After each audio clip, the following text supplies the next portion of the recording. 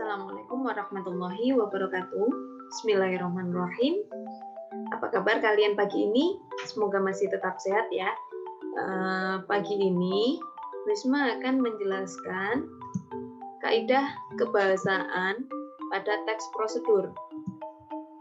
Jadi pada teks prosedur terdapat beberapa penggunaan bahasa yang bisa kalian ikuti untuk membentuk suatu teks prosedur yang baik dan benar, seperti itu ya.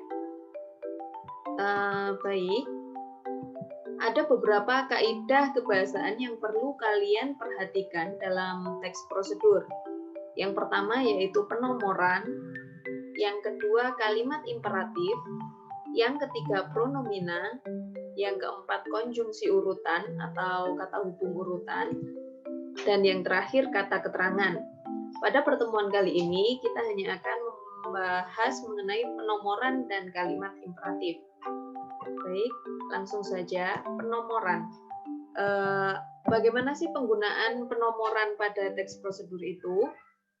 Penomoran ini biasanya dilakukan pada bahan serta langkah kegiatan, bukan pada pengantar atau penutup.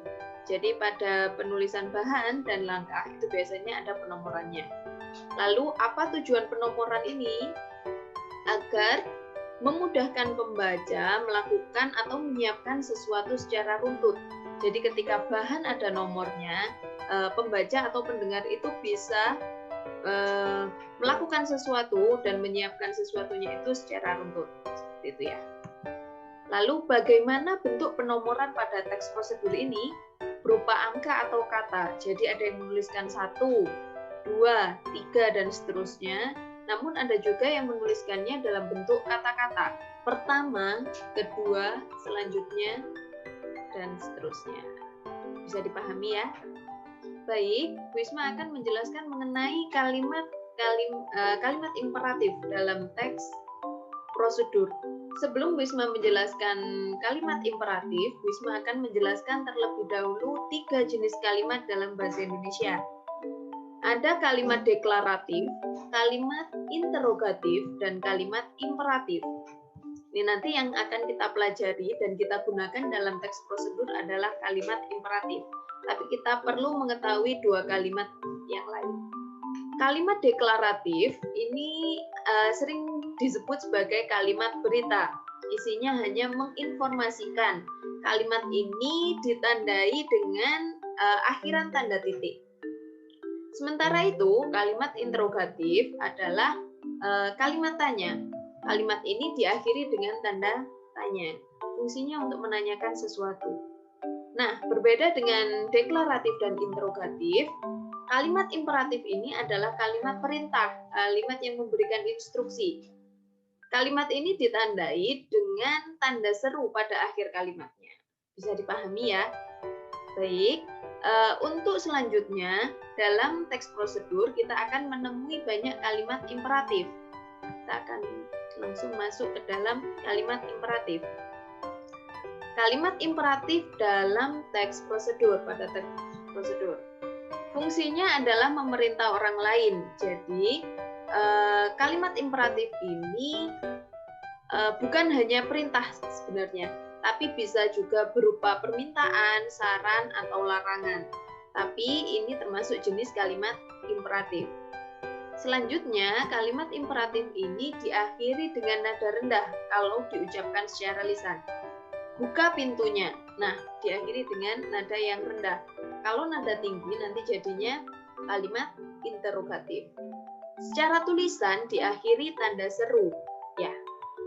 Namun, tidak semua kalimat imperatif diakhiri tanda seru. Nah, kok bisa? Karena penggunaan partikel lah atau akhiran kan pada verba itu juga bisa membentuk sebuah kalimat imperatif. Wisma akan menunjukkan contohnya sebentar lagi ya. Lalu, adanya penggunaan verba aktif ini juga bisa membentuk sebuah kalimat menjadi kalimat imperatif meskipun bagian belakangnya tidak diakhiri dengan tanda seru. Wisma akan langsung masuk ke contoh ya, contoh penggunaannya. Nah, pertama, siapkan bahan-bahan yang diperlukan. Ini berupa perintah kan ya. Ini termasuk kalimat imperatif meskipun tidak ada tanda seru, ada penggunaan kan di sini. Nah, lebih baik gunakan pisau yang tajam. Ini kalimat imperatif tapi berupa saran. Ya. Jangan gunakan air yang hampir membeku. Maaf, ini penulisannya karena otomatis hampir ya. Jangan gunakan air yang hampir membeku. Ini berupa larangan. Ini termasuk kalimat imperatif tapi yang larangan. Bisa dibedakan ketiganya?